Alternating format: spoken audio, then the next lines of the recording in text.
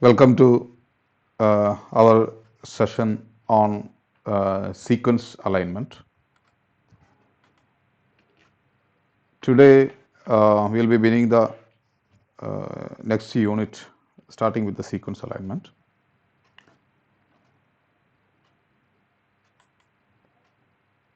I am sharing the presentation now. I hope it's visible.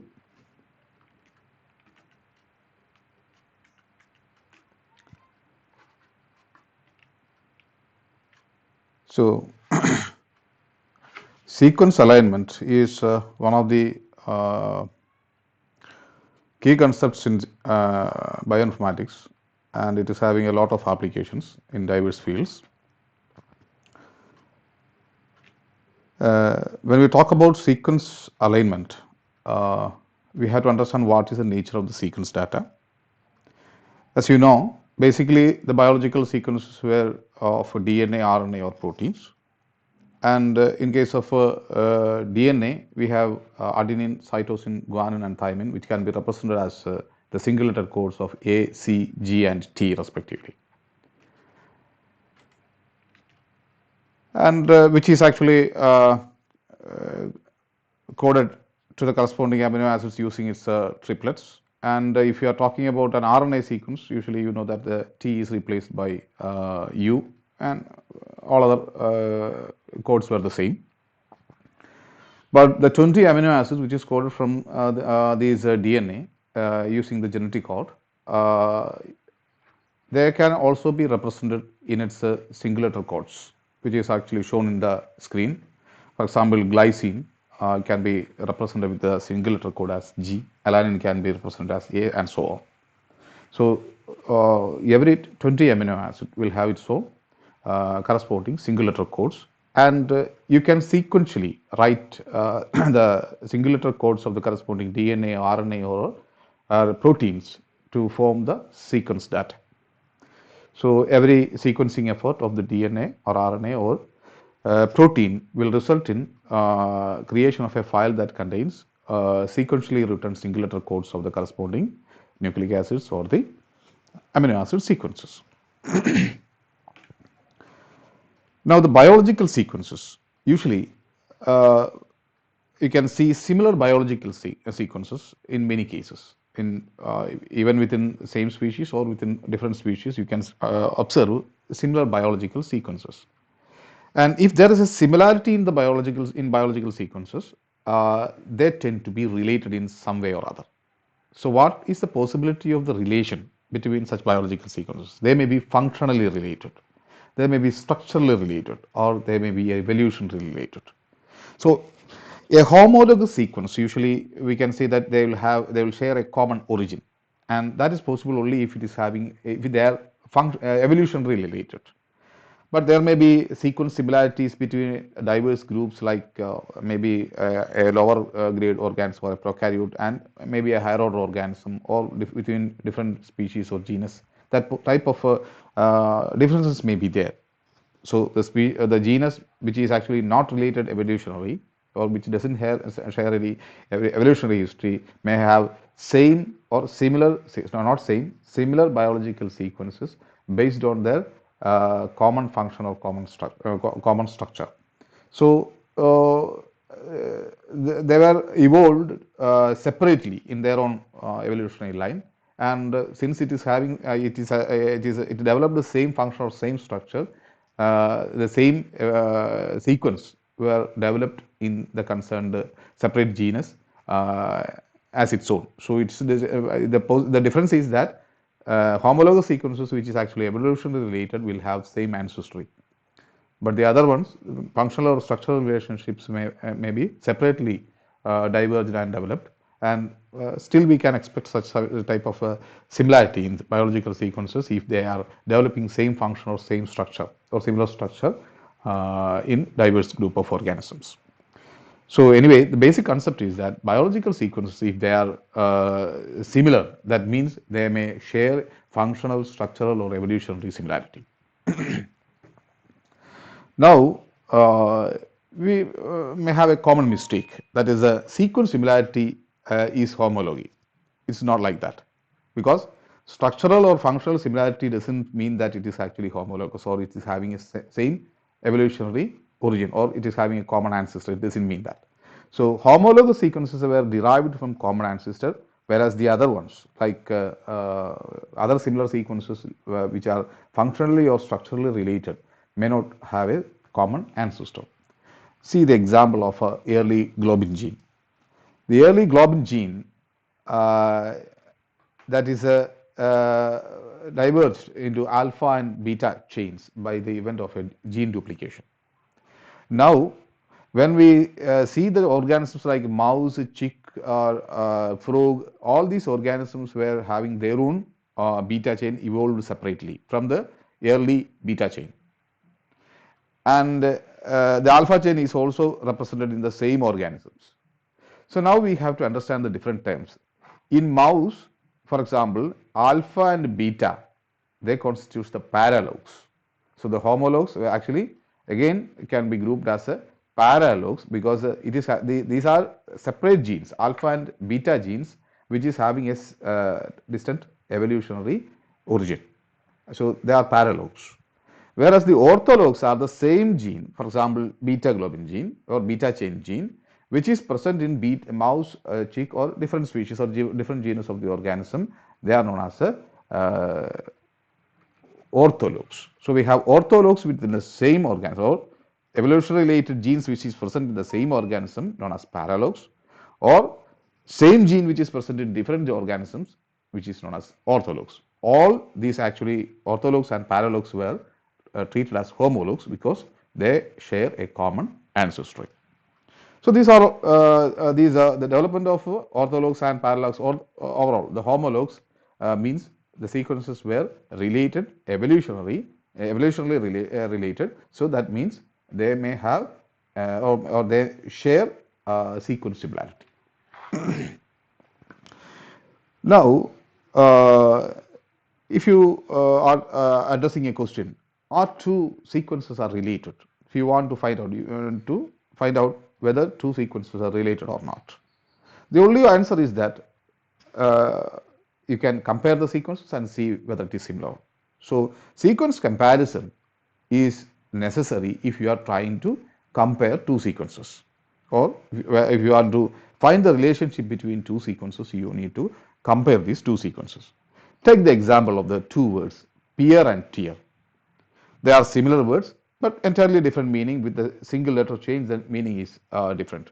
It is same as that of a protein. If you are changing a single amino acid, then the entire function may be changed. And if you are removing or deleting a single base and a single nucleotide from a DNA sequence, thereby resulting in a frame shift, the entire protein that is coded from the concerned sequence will be different. So that means if you have similar words but meaning will be different, and that's what happens when such changes were occurring in a string of a say DNA sequence or a protein sequence. The entire structure and function of the concerned protein may be different. Now we have to understand the concept of edit distance.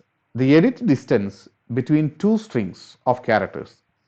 Here we can say that these strings of characters were the linearly written sequences of a DNA or protein.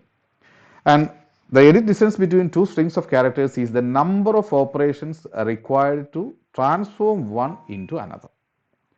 So for your example, you want to transform peer into tear, or if you want to compare peer and tear, you need to see what are the changes that is required, or the transformations that is required, or what is the editing that is required to change peer into tear. So if you can understand that one, that the effort of editing or transformation that is required to convert one string into another, then that is the edit distance. So the edit distance actually, if you can calculate it quantitatively using some scoring mechanisms, then you can see how much these sequences were related. It can be quantitatively measured. Okay, so but understanding the edit distance is quite important when you are comparing multiple sequences or even two sequences, because the effort or the transformation effort that you require to change, or the editing efforts that you require to change one sequence into another, is the edit distance. There are several different ways to define an edit distance, and there are algorithms to calculate its value under various definitions. Sequence similarity is a function of the edit distance between two sequences. So, if you have a larger edit distance or a higher edit distance, then that means sequences were distant. If you require very small editing or very few editing, then that means the sequences were related. So, it's actually a function of the edit distance is a function of a similarity of two sequences. So, if there is no editing required, then that means the sequences were actually is the one and same. So, that's the concept. Now, sequence alignment, it can be defined as sequence alignment is a way of arranging the sequences of DNA, RNA, or protein to identify the regions of similarity that may be the occurrence of functional, structural, or evolutionary relationship between the sequence. So, there we have three components in the definition. What you are going to arrange, DNA, RNA, or protein. You are finding what? Identify the regions of similarity. And what is the reason for the similarity? That is functional, structural, or evolutionary relationships. So, that's the definition. All these concepts were what you are trying to arrange the sequences of DNA, RNA, or proteins to identify the similarity, which is the result of functional, structural, or evolutionary relationship. That is the one of the definitions that can be given to the sequence alignment.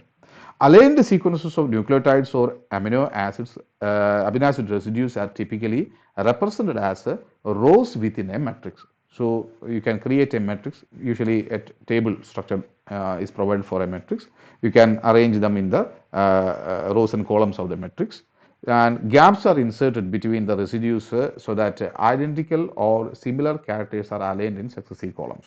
So, there is a concept of gap, we will see it later, and if the sequences were not matching, then you can insert a gap so that you can check whether the first bases were not matching. Then you can see after shifting one of the frame by inserting a gap whether the first base is matching with the second one of the second sequence. So, that type of gap insertion is one of the concepts in the sequence alignment.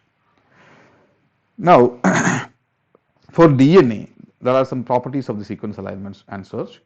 The DNA should use evolution sensitive measure of in both DNA and protein. In both the cases, it should be sensitive to the evolutionary measure. The evolutionary changes needs to be addressed while comparing the similarity, and that concept will be understood when we are discussing the scoring matrices later. So, there is the changes in the sequence. It is actually affected by the evolutionary relationships and evolutionary possibilities. So, that will be addressed when we are discussing the palm and blossom matrices. Okay. So, there should be this DNA should be, use this, or the alignment methods or the sequence alignment methods should use evolution sensitive measure of similarity. So, it should take into account the evolutionary concepts. Then should allow for alignment of exons, searching for local alignments as opposed to global alignment. We will see what is local and global alignment, because in case of DNA there are introns and exons, and if you are trying to arrange something, then exons, alignment with the exons is to be considered, and intron sequences needs to be excluded if you are comparing with some processed mRNA and a DNA sequence, something like that. So, in this case, you have to take into account, for example, a gene. If you are targeting a gene, the exons needs to be joined together with the processed gene, because the interrupting introns will be there in the DNA, and such type of different criteria needs to be addressed while comparing DNA sequences. In case of proteins also, it should be evolution sensitive, and many proteins do not display global patterns of similarity, but instead appear to build from functional modules. Searching for local alignment as opposed to global alignment is also required there, because say proteins, their similarity may be functionally or structurally related other than the evolutionary relationship. If the protein is having the same function, and the two proteins from two different genus is having the same function, actually they have functional similarity or structural similarity. But as you know, proteins actually they work on some active sites or some motifs. The other portion of the, for example, take the case of a protein with 500 amino acid length, and maybe some functional sites were actually contributed by the amino acids 150 to 125 and another from 375 to 400. That amino acids coming at that position may be constituting some structural motifs, and maybe some biological activity is attributed to that region only. So the end, even though the remaining portion is changing, the overall function of the concerned protein may not change. And you can expect similarity between such divergent groups of proteins only at that particular active sites and not on the other ones. So searching for the entire similarity of the 500 amino acid length of that protein is not required, because that may be different in both the proteins, but they share the same structure and function because their active site is preserved at that points. And then we are looking for the active site comparison only, and you can ignore the other ones. And then maybe local alignment concepts, which we are going to discuss, will be of use. Anyway, such criteria like evolutionary sensitivity of sequence alignment, and also what is called the local alignment, or instead of looking into comparing introns with your sequence or some other not relevant regions in the protein, which is actually not contributing to the functional site. That type of alignment is not good. In that case, you may use another tool which will enable you to specifically look into some specific regions like exons in the DNA, or some active site regions or function or conserved domains in the case of a protein. That type of alignment techniques is required, and we will discuss that one also. So anyway, I had talked about inserting gaps in the sequences while aligning. So usually biological sequences were of different lengths. For example, you are comparing a sequence of 100 amino acids with a sequence of 90 amino acids. So one of the sequences is actually shorter by 10 amino acids, which means if you are trying to align them properly, you are expecting at least 10 deletions in one sequence or 10 additions in one sequence. That's why there is a difference between these similar sequences. Okay, one sequence is having 10 length of 10 and another having 10 length of 9. Then that means there is one insertion or deletion in one of the positions. That means that position can be filled with a gap, a blank hyphen can be denoted as a gap, and that can be placed to address that position, so that the remaining portion will be properly aligned. So usually biological sequence will have different lengths, and regions of substitutions, insertions, deletions needs to be expected in such sequences. Okay, then the notion of gap, if you are comparing sequences of dissimilar length, then you need to place some gaps so that the remaining portion is properly aligned. Take the example of some two strings, that is alignment and ligament. These are similar words but with entirely different meanings, and they also have a difference in length because we have say one letter is missing in one of the sequences. For example, this is 9 and this is 8. Now the notion of gap can be explained like this. For example, this can be aligned. The matching letters can be aligned with a connection pipe sign, and this is possible only when initially a gap is inserted with a hyphen and the remaining portions is actually matching here. And where there is a mismatch, which means a substitution. So this substitution actually it is actually represented as such without any connection. So this is usually this is how usually a alignment is made between two strings of sequences, where you will insert a gap, and this gap insertion is for addressing insertions or deletions. Insertions or deletions means the gap position can be interpreted as deletion of a letter in this sequence or insertion of a letter in this sequence. So you don't know which is actual, which is the original one, that we don't know. So if there is a gap, that means it is an insertion or deletion. In short, we can talk, label it as indel. in bar del. That is a indel is a insertion or deletion, because in one of the string one base is missing, or one amino acid is missing, and that means it is a deletion in the shorter one, or it is an addition in the insertion in the longer one. So both the possibilities can be addressed by inserting a gap in one of the sequences. Whereas in the case of a substitution, where the n is replaced by a, or a is replaced by n, and that also we cannot explain which one is actually the original one. But anyway, we can say that one of the letter in any one of the string is actually a substitution by another amino acid, or amino acid or DNA, whatever. So that letter is actually a substitution.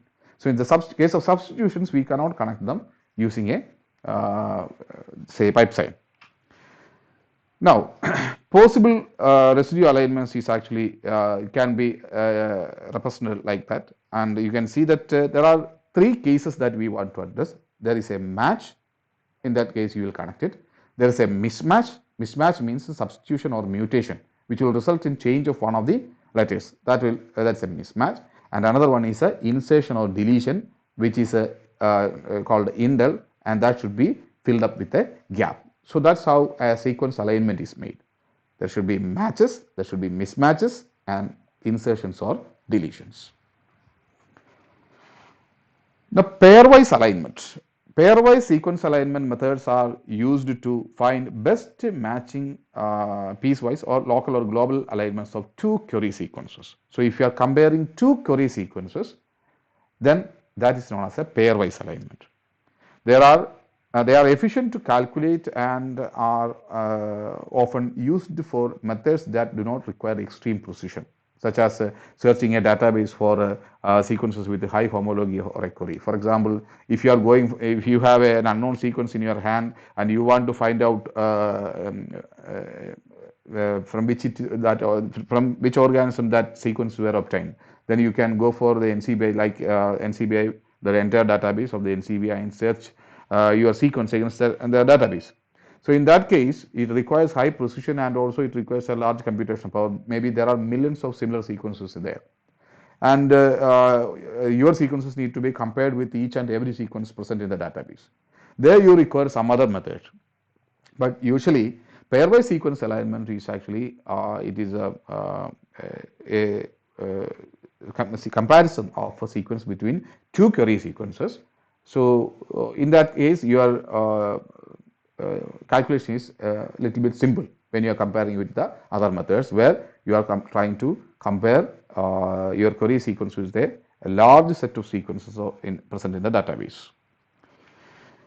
And now here is an example of a pairwise alignment that is shown, and here two strings were compared. The connection it means it is the same match, and yes indicates the substitutions where there is a change in the letters, or it can be addressed as a maybe a mutation or a substitution reaction. And there are gaps that is inserted to address say insertion or deletion in one of the strands. This is this may be a deletion in this strand or insertion in this strand. So this is one of the examples. Here you can see that gaps, insertions and deletions were represented.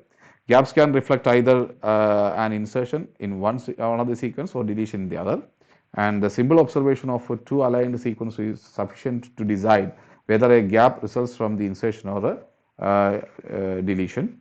Then the term indel is sometimes used in this case to designate the evolutionary event. So this is a general concept. Now if you are comparing the sequences, we have three possibilities. A single sequence is represented in the first line. Then in the case of a pairwise alignment, you are trying two sequences, a pair of sequences is compared and they were aligned. And in the third image, you can see that there are 5 sequences compared. So in that case, we will call it as a multiple sequence alignment. So pairwise sequence, the difference between pairwise and multiple sequence alignment is that in case of pairwise alignment, only a pair is compared, whereas the other case, 3 or more sequences will be there. It's not 2. three or more sequences will be compared simultaneously in case of a multiple sequence alignment. So after comparison, you will have the similar regions which is aligned together, and the other regions will have mismatches. And such regions where we have extrinsic similarity, they are actually conserved regions of the protein, which may have some biological function, or we can deduce that if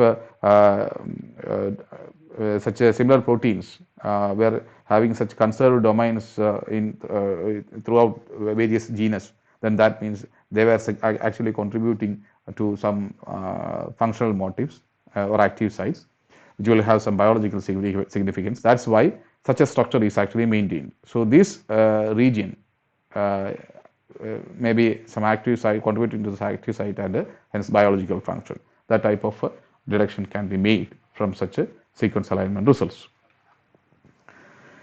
Now, global alignment is another term that you want to understand. Global alignment, actually, they attempt to align every residue in every sequence.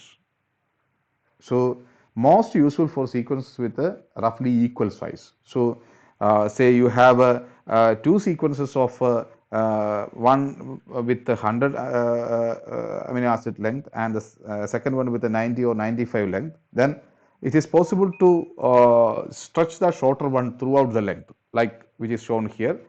Uh, the first base and last first amino acid and last amino acid were aligned throughout the full length, and the gaps were inserted to fill the position. And if it is the shorter one will be filled with the gaps, so that the entire sequences throughout the length of the sequence that alignment is made. Whereas you compare, and this is actually possible if the sequence we were having almost a similar length, then you will get a good alignment. But a general global alignment technique is the technique or the algorithm that is used for performing such a global alignment is a Needleman-Wunsch algorithm that we will discuss. The concept will be discussed separately in different sessions in the subsequent classes. So anyway, I will be handling these topics in detail. So right now you need to understand that global alignment is an attempt to align two sequences of almost similar length or roughly equal size, so that a few gaps can be inserted and the entire length of the two sequences can be matched. And the algorithm that is used for performing this one is a Needleman-Wunsch algorithm. And now the second one is a local alignment. And this local alignment is actually made, it is actually done with the sequences of different length. For example, you are trying to align a 100 amino acid protein with a 25 amino acid length protein. So there is no point in stretching this 25 throughout the length of the 100 amino acids by inserting 75 gaps. Okay, in the previous case, maybe you are inserting 10 to 15, 10 to 5 to 10 gaps. That will be sufficient, you will get a good alignment. But if you are trying to align a length of 100 with a 25, then the shorter one should be, if you are performing a global alignment, you may end up in inserting 75 gaps and stretching the entire shorter fragment throughout the length to match the 100. So that's not always a good alignment, because it is only a portion of that 75. Sorry, it's only a portion of the 100, like a 25 amino acids from starting from 25 to 50. If you are positioning that position at that range, then it will be an exact match at a local region, not throughout the global. Okay. So in that case, for example, here in the case of a local alignment, it will be aligned locally, and the gaps will be provided on both ends. So the shorter fragment will be positioned exactly at the concerned region or localized region, and instead of extending or trying to attempt the global alignment by stretching throughout the length of the longer one, that can be positioned and aligned at a localized region. So that's the concept of the local alignment. So local alignments are more useful for dissimilar sequences that are suspected to contain regions of similarity. And there the algorithm that is used is called the Smith-Waterman algorithm. For global alignment, we are using Needleman-Wunsch algorithm, and local alignment, the algorithm that is used is a Smith-Waterman algorithm. And when we discuss the different scoring matrices and other things, we will discuss these two in detail. And anyway, a brief account will be provided in this lecture itself. but we'll have separate discussions on such type of alignments in the later sessions. So take this representation where the global alignment is actually with almost sequences of similar length and good amount of homology, where say some differences is there, but still this is matching up to say 90%, and there is also 90 to 80% between this segment, and there are a lot of similarity between these regions, four regions throughout the length of the sequence, and is almost having the similar length. So in that case, a global alignment is possible. But whereas in this case, it's having only a localized region alignment with these two and these two, and the other regions were entirely different. So there is no point in trying to align these sequence throughout the length of the first one. So it's better to align this one separately and this one separately. And that type of alignments where we are trying to align dissimilar sequences and sequences with a different length, then local alignment with the Smith-Waterman algorithm is the best option. Whereas if you have a sequence of similar length and high homology, then global alignment will be the preferable one. A global alignment is a comparison over the entire sequence length. Gaps are added for overall optimization in the context of a specific scoring scheme. And use a global alignment to estimate the overall degree of similarity between sequences, that is for a phylogenetic analysis, one of the applications. Then in local alignment, only most highly conserved sections are aligned, and no attempt is made to align divergent sequence regions by adding gaps. Local alignment are good for finding conserved motifs. So conserved motifs in, for example, take the case of sequences which is actually functionally or structurally related. Then you can't expect the entire sequence to be similar. But those corresponding to the concerned active sites or the motifs will have some similarity. So for example, this may be an evolutionarily not related, like maybe a structurally or functionally related, and these may be the active sites contributing to the structure of the protein where the biological activity is actually developed. So in that case, you can't go for a global alignment. The best one is a local alignment. Now, take these two. Take this example, and can somebody suggest which alignment is the best one? It's a question for you. Which one is the? It's the same sequence aligned in two different ways. Which is the best one?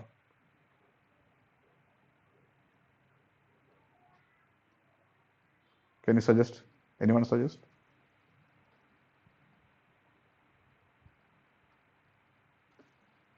Why?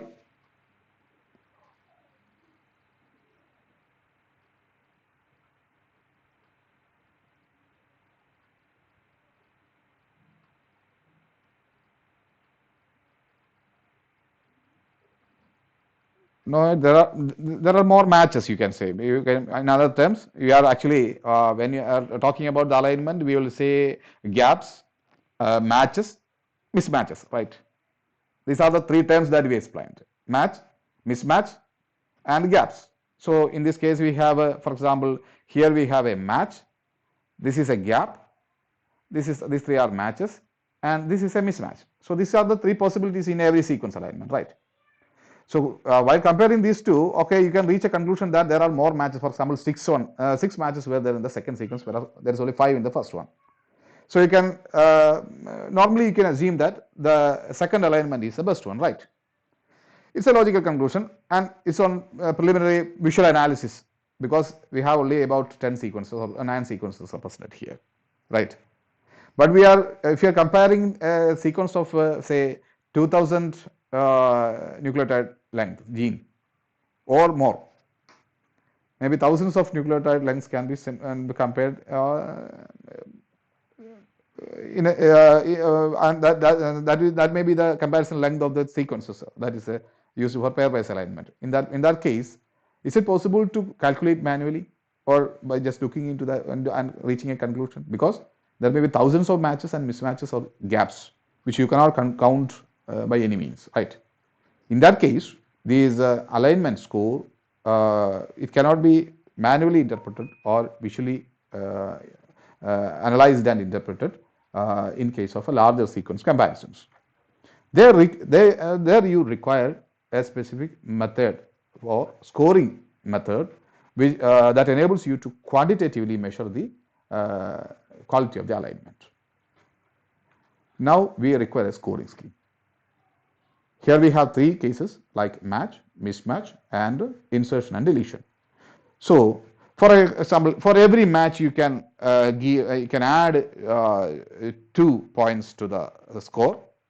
So every alignment can be translated into, should be translated into a score alignment score. So if there is a match, you can add 2. If there is a mismatch, you can again subtract 1. And if there is an insertion or deletion in the sequence, you can subtract 2. So arbitrarily you are placing 2 values. This is not the exact values. It is only for explaining the concept. And there are different scoring matrices, and the values which you add or subtract will be different based on matches, mismatches, and insertions or deletions. So just to understand the concept, you arbitrarily you take that for a match you will add 2, mismatch you will subtract 1. For an insertion or deletion, if it is inserted in the sequence, you will subtract 2. So this is a possible scoring scheme. So previously I explained the edit distance. So the edit distance means your attempt is to convert one string of letters to another string by seeing whether it is a match and whether or if it is a mismatch, or if there is an insertion or deletion which is represented by a gap. So by accommodating all these things, you are trying to convert, you are trying to interpret these fact, that is the conversion of one string into another, or the editing effect that is required for transforming one string into another. That should be quantitatively measured by adding or subtracting such scores. And here arbitrary scheme is a plus 2 for a match, minus 1 for a mismatch, and insertion or deletion for and that can be represented with a subtraction of minus 2. And in the previous case, since there are say in the first one, you can see that there is 5 matches, then 1 mismatch, and 1, 2, 3, and 4. 4 gaps. Similarly, in this case, 6 matches, 1 mismatch, and 2 gaps. Okay, how you will score that one? You can see that in the case of first alignment, 5 matches into 2 minus 1 mismatch into 1 and minus 4 insertion deletion into 2. So this can be calculated as a total score of 1, whereas the same formula can be applied for the second alignment, and in that case you can see that you are getting a score of 7. So the alignment score of the second alignment is much higher than that of the first one. So you even the computer algorithm can easily reach to the conclusion that the second alignment is the best one. So if you apply the same formula to a 1000 nucleotide sequence or a 2000 nucleotide sequence, then also you will get a higher a score, and based on which you can see which alignment is best. So this is the concept of the alignment scoring scheme, and there will be much to see on that one. So this is only an arbitrary representation of the scoring scheme. What is a scoring scheme, why it is required, and how it is done. So it's just to understand the concept, I'm explaining this one. The actual scoring scheme, that will be discussed in the subsequent sessions. So there are alignment methods, and we need to understand 3 different alignment methods. One is the dot matrix method, other one is a dynamic programming, the next one is a word-based or k-tuple-based method. And the word-based method and dynamic programming methods will be it will be discussed in detail on later sessions. And right now I'll give you a brief understanding on the 3 methods that is used for alignment. And in the case of a dot matrix analysis, the dot matrix analysis is a method for comparing 2 sequences to look for the possible alignments. And one sequence, for example, sequence A is listed across the top. For example, this is the sequence A, this is the sequence B. So in a table or in a matrix, you can represent in the x and y axis of the table, you can represent both the sequences to be compared. And starting from the first character, for character in B, so first character in B, you can check on whether it is matching. So if the A is matching here, you place a dot here. So, and again you look into other positions and okay, there is a where the letter is matching with the second string, you will place a dot. So C, the next letter in the B string will be checked for the match in the corresponding match in the sequence A, and wherever there is a match, you will place a dot. So you can fill the entire matrix with placing dots in the sequence. And this is another interesting fact, because these are actually some sequence which maybe what is called um, palindrome like sequence, because here the entire sequence is a palindrome, right? And here also we have some amount of such a similarities there, C, G, G, T, A, C, G, T, A, some slight difference will be there. So if such a sequence, and you can, by comparing such sequences, even palindromes can be easily identified if you are getting such a pattern, just like this one in both the directions, if it is showing a similar match, then that means there are such a palindromic sequences were there in the representation. So that's another concept. Anyway, the sequences can be represented in a matrix and in the x and y axis, and see whether the bases were matching on the each and every cell, and you place a dot on wherever you find a match. So that's first step. Then the process is continued until all possible comparisons between A and B are made, and then any region of similarity is revealed by a diagonal. So if there is a diagonal, if you can draw a diagonal like this, then that means there is a region of similarity, and that can be represented by a diagonal connecting all these dots. So isolated dots like this one or this one, where actually it is not a part of the alignment, and they are random matches. So this needs to be excluded, and for which we have various methods.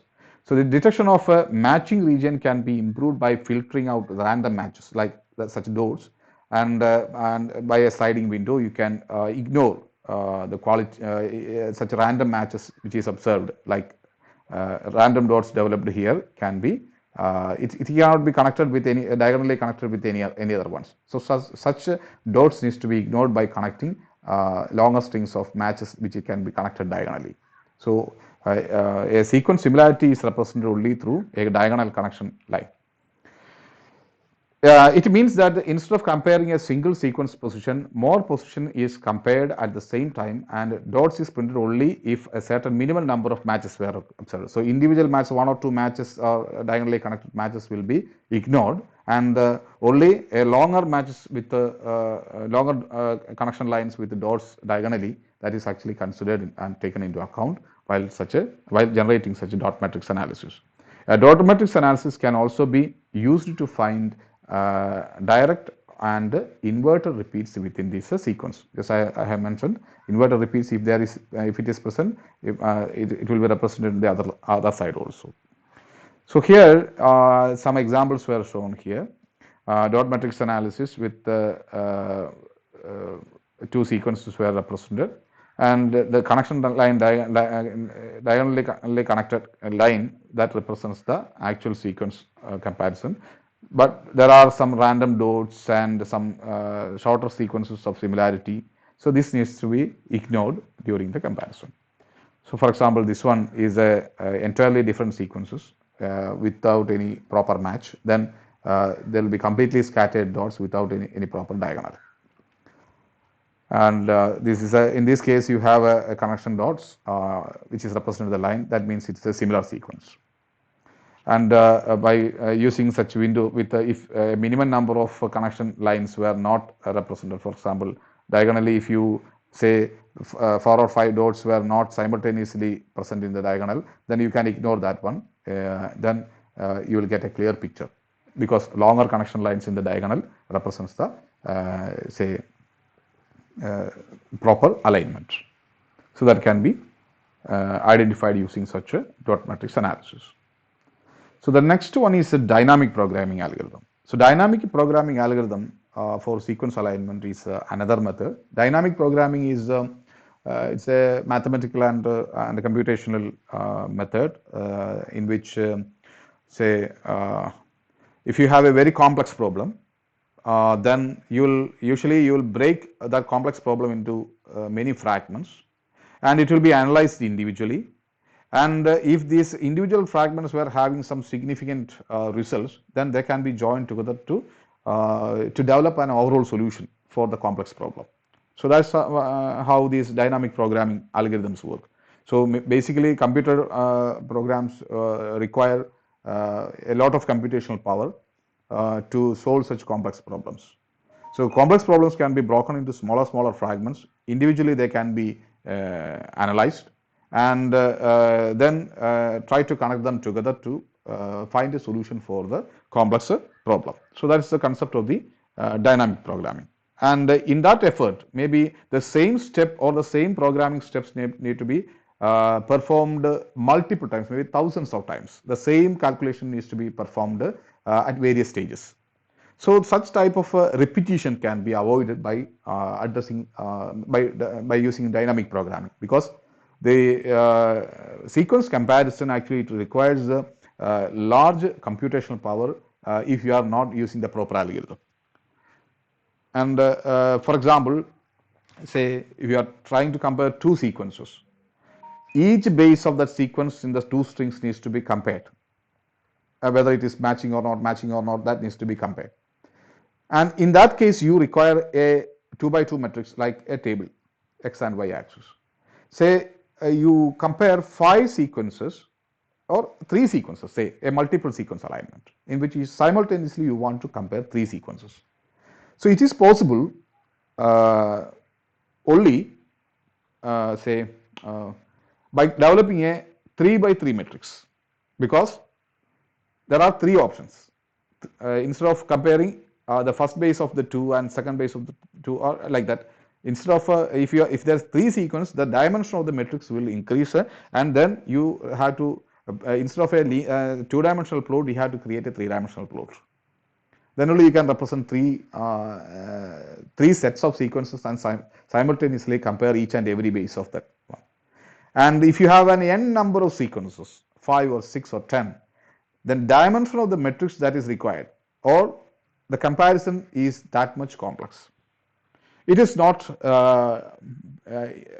computationally possible to develop such a very complex, maybe thousands of sequences were compared simultaneously using a 1000-dimensional matrix. So the computational power will be gigantic. That is not actually possible to achieve. In that case, you will develop such algorithms in which 2 sequences were compared, and each of the sequences will be compared pairwise, separately, and see whether they are matching or not, and develop a consensus, and again try to solve to compare 2 sets of sequences which is compared.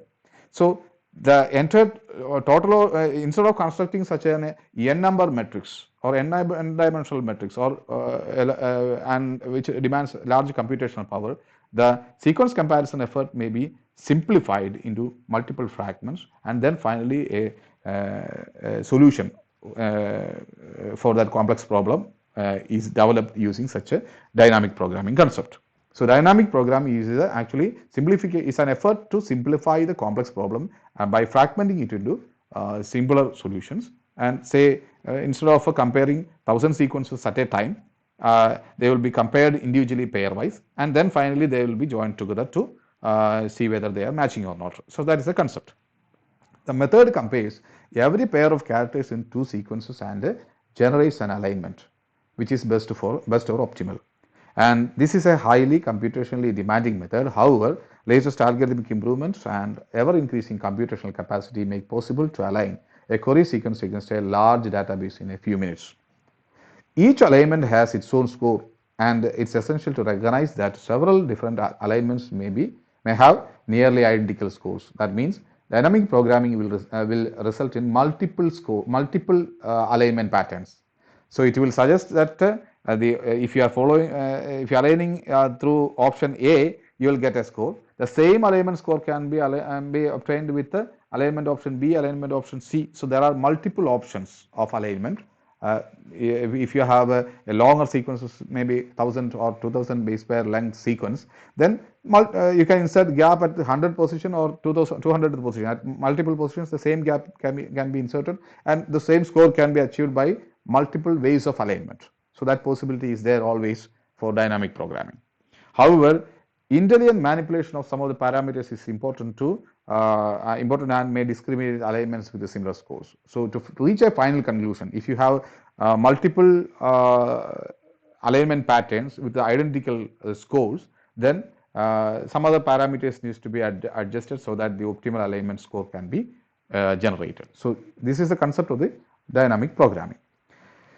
And there are scoring matrices used for that one. It is critical to have a reasonable scoring schemes accepted by the scientific community for DNA and protein of the different alignments. Previously, I added, say, a point +2 for a match, or -1 for a mismatch, or a -2 for. So that was an arbitrary score, which is just used to explain that example. But scoring matrices, which is some such specific scoring schemes for insertion, deletion, and matches, or matches, mismatches, and insertion, deletions, that needs to be prepared and that needs to be universally acceptable by the scientific community. So such type of scoring matrices which will enable you to add a score, subtract a score during the alignment, that needs to be prepared, and it's already prepared, which is also known as a PAM, point accepted mutation matrix, and a block substitution matrix, or BLOSUM matrix. And that score is actually added or subtracted while performing such task. The wealth of information accumulated in gene or protein banks was utilized with the dynamic programming procedure to create such matrices. So already available sequence information were used to generate such matrices, and this also take into account the evolutionary changes, etc. And for scoring matrices and separate penalties for gaps and induction of extension, etc., were already that type of scores were already set in the matrix. Now, matrices for DNA are rather similar, and there are only two options for purines and pyrimides, or mismatches, or matches and mismatches. So in case of DNA, since there are letters are minimal, so there are the changes are minimal, and that means their matrix is not so complex in case of a DNA alignment. Whereas in case of proteins, we have 20 amino acids. So there is any amino acid can be changed into any amino acid. So that means a DNA can be substituted with, say, a base can be substituted with only 3, whereas an amino acid can be substituted with 19 other amino acids. So that possibility of the size of the matrix that is required for a protein will be higher compared to the DNA. And there are PAM, or point accepted mutation. PAM is more suitable for studying quite distant proteins, where BLOSUM, that is block substitution matrix, is for more conserved. It is for conserved domains of the proteins. So that there are two matrices which we will discuss separately in another class. And in this slide, actually, I have mentioned gap penalty and gap extension penalty. These are two terms that you need to understand. So to the final score of alignment score, if you are say inserting a gap, then some score needs, or a gap penalty needs to be subtracted. So the from the total alignment score, a score needs to be subtracted while inserting a gap, and that is known as a gap penalty. The penalty that is subtracted from the alignment score while inserting a gap. And here, say there is a single gap, so this can be represented with a gap penalty. But in this case, since there are two gaps simultaneously after one, because this is a single mutation event. This is another mutation event. This is a single mutation. This can be treated as a single mutation event that resulted in deletion of two amino acids. So its evolutionary significance is same, because this is a single event, this is a single event. So the same score cannot be subtracted for gap extension. You are inserting one gap, and maybe you are inserting multiple gaps, 5 or 10 gaps may be sequentially added to the sequence. So the subsequent gaps after the insertion of the first gap, subsequent gaps that is inserted needs to be penalized with the same score, because actually it denotes a single mutation event. So gap extension penalty, which is the penalty that is or which is a penalty that is subtracted from the total alignment score by subsequent addition of the gaps, should be minimal. For example, if you are subtracting 2, a score of 2 for insertion of a gap, maybe 0.2 or 0.1 will be added as gap extension penalties. For example, in this case of a 2 gap, 2.2 may be the total score that is extracted. For the 2 for the first gap and 0.2 for the second gap, and subsequent gaps will be penalized with the 0.2. And that is because such multiple gaps that represent a single mutation event. And that's why instead of adding instead of subtracting 2 for every gap, the gap extension penalties will be a nominal penalty. So this is about this gap penalty and gap extension penalty. So this is a global alignment with the Needleman-Wunsch algorithm. I already explained what is a global alignment, and Needleman-Wunsch algorithm, which is developed in 1970s, is used for that one. So if you compare two sequences, then the sequences can be represented in the x and y axis of a matrix or a table, and if they are identical, a path along the diagonal needs to be drawn to represent the similarity.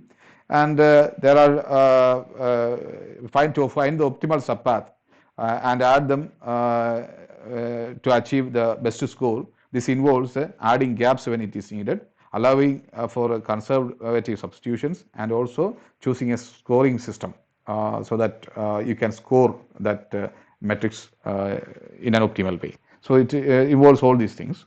And this Needleman-Wunsch, actually it is guaranteed to always, it guarantees to find the optimal alignment. So the first step in that process is setting up a matrix in which x and y axis will be represented with your sequence A and B. Then you have to score the matrix, and finally you have to identify the optimal alignment. Here this is a table. You can see that this table having various cells, and each cell is corresponding to the sequence 1 and sequence 2. So different sequences were represented on the x and y axis on the table, and you will see whether there is identity. If there is identity, you will move along the diagonal will move along the diagonal. Okay, so you can move along the diagonal, and if there is a mismatch, then also you will move along the diagonal, stay along the diagonal. And if there is a gap in one sequence, you will move vertically, and if there is a gap on the second sequence, you will move horizontally. So this is how the alignment pattern will move this in this algorithm. For example, you have say two sequences with a 4-letter string in the sequence 1 and 2 is represented. Here it is exactly same because complete match is there. You can move along the diagonal, and everything wherever, if you are moving diagonally, you can represent them with the for example, D and D are match, it will be written. P and P are matching, move along diagonal, and it is written. Then L and L are matching, then it is written like that. Whereas in this case, you have DPME and DPLE. One letter at the final stage is sorry, is not. The third letter is a mismatch. So in the third letter, there are also the rule is same, because if there is a mismatch, then also you stay in the diagonal. Okay, the diagonal is same, and this M and L will be positioned here, because the rule is to move along the diagonal itself. And here in this case, we have another one in which there's a shorter sequence with a deletion here, and in that case you have to move vertically on in the matrix, and then move diagonally, because here gap in one sequence you have to move vertically, and in that case you have to place a gap.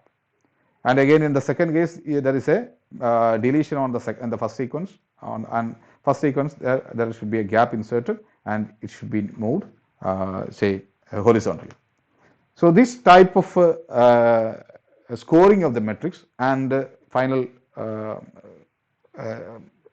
diagonal creation is done while developing such a sequence alignment.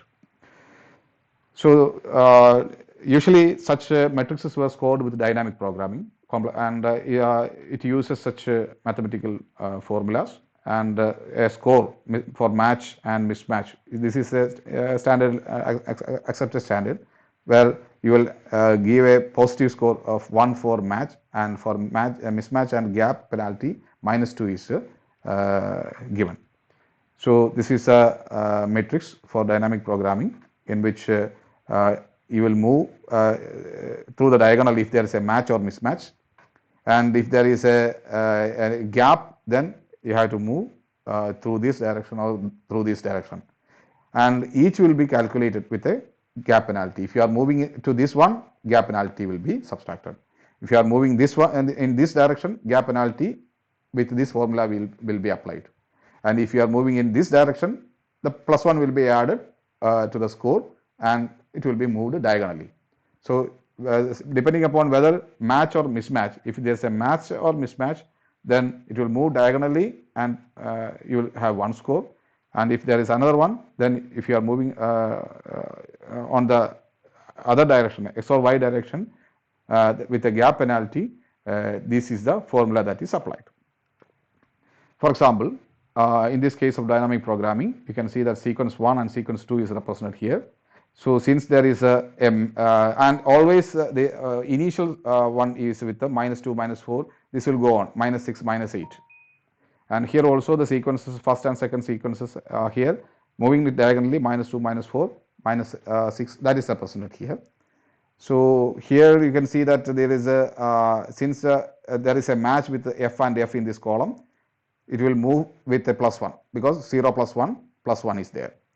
And if there is a movement on this direction, you know that there is a -2 here, and here -2, -2 is represented, and this is the +1. So this is the score that is applied on the +1. That is highest score will be applied here, and so on. Anyway, the matrix scoring will be discussed in the separately in one of the other lectures. And the concept is that the matrix is developed with the X and Y axis representation. Then there is a derivation formula and gap penalty, and it will be applied by dynamic programming. And then the score will be calculated, and again this will go on. Each and every all the cells in the matrix will be calculated using this equation, and this will be progressively calculated. Okay, so that will be done. How it is calculated, that will be discussed in one of the other sessions on scoring matrices. So in this way, two sequences, for example, this is represented one sequence and this is another sequence, and that can be scored progressively on, and you can fill all the cells using that calculation matrix. And finally, you can see that once it is filled, then starting from the highest score, you can draw that 11, 10, 9, and from using the highest score, you can draw the diagonal. And at this point, you can see that there is a then the 4 is actually represented here. Okay, so this much gap is represented. So the sequences were actually represented up to here, and these 4 were gaps in the first sequence, and that will be represented here. And there are 5 gaps in x-axis on the second sequence that will be represented here, and finally it is placed here. So this is how the scoring and traceback of the diagonal, and thereby creating the sequence alignment, is done using a scoring matrix. So this is actually done by dynamic programming, and in which you will use this scoring algorithm for scoring each and every cell of similarity, and then finally trace back that score from the highest to the lowest, and thereby and filling the gaps, if any, with the by the insertion of the gaps. So this is the final alignment. So this is a traceback process, which is another representation. You fill the gaps, then finally trace back In this case, the direction is same because we started from the okay, you started from this direction and filled up to this point, and then starting from this point, you trace back to the lowest score. So that will result in the generation of the alignment. So this is the EBI option for pairwise alignment algorithm, in which you can give an input of two sequences in the two search boxes. First sequence is given here, second is here, and the pairwise alignment is done, and this is the result. In this case, you can see that BLOSUM 62 is a matrix that is used, and the gap penalty is 10, and gap extension penalty is 0.5. This is already explained. This is for insertion of the first gap. Subsequent gap will be penalized with 0.5 only, and the alignment will be represented something like that. And this is a Needleman-Wunsch algorithm. The program run is needle. Needle means Needleman-Wunsch algorithm is actually performed for aligning this sequence. So this is how, and there is another one, that is Smith-Waterman algorithm, that is for local alignment. It is also having its own method, the same method, and that will be discussed later. So this is the scoring matrix, and the one difference between the Needleman-Wunsch algorithm and the Smith-Waterman algorithm used for local alignment is that here there is no negative values, whereas in the previous matrix there is 0, -2, -4, minus. So the first row and column is represented with the minus values, and subsequently the other cells will also have minus values. But in this case, Smith-Waterman algorithm, actually the lowest point is 0. If it is less than that, 0 will be there. And there is no minus values in case of a Smith-Waterman algorithm. And all the initial columns will be start with a 1. And if there is a positive score, only positive score will be marked, and negative score will be represented with 0 only. There is no negative value in case of a Smith-Waterman algorithm. So this is about the multiple sequence alignment. I'll wind up with Zoom. This is a multiple sequence alignment. Is a sequence alignment of 3 or more biological sequences of proteins, RNA or DNA. And in many cases, the input set of query sequences are assumed to have an evolutionary relationship with the relationship by which they share a lineage and are descended from a common ancestor. So usually input sequences should have a same evolutionary relationship or lineage, then only they can be aligned. And if completely different sequences, for example, different genes from different organisms which doesn't have any relation at all, if they are trying to align them together, then there is no point in that. But usually it is performed to understand the evolutionary relationship between the sequences, related sequences, which may be developed from a common ancestor. And that type of sequences with some amount of similarity needs to be compared using multiple sequence alignment. From the resulting multiple sequence alignment, sequence homology can be inferred, and phylogenetic analysis can be conducted to assess the sequence shared, whether these sequences share evolutionary origin or not. So just by comparing, for example, 16S sequences, 16S RNA sequences of 10 different bacteria, you can draw a phylogenetic tree based on that sequence similarity. So more similar sequence will be placed closely in the tree, whereas the distantly related sequences with the may be placed at a distant location in the phylogenetic tree. So that can be easily performed by multiple sequence alignment. Phylogenetic tree construction using file programs, etc., were basically done after multiple sequence alignment. So this is the input of Clustal EBI. Clustal W is a web-based Clustal package. Clustal is for multiple sequence alignment. You can give the input file in this box, and the result will be given. And this is Clustal X, which is another application. It runs the same program. Multiple sequence alignment algorithm Clustal is used, but it is a standalone program that can be installed in your computer, and the alignment will look something like this. So here I have used 4 different sequences and they can be compared simultaneously and aligned together. Even this can be used for, this output can be used for constructing an evolutionary tree or like a phylogenetic tree for comparing that sequences. So this is how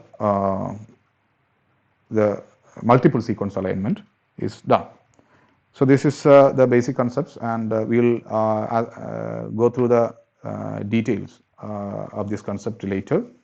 There will be separate sessions, and I've already posted in the group the different sessions, forthcoming sections in this area. And this is an introductory lecture which will give you a broad idea about that one, and individual concepts will be discussed in the subsequent sessions. Any questions?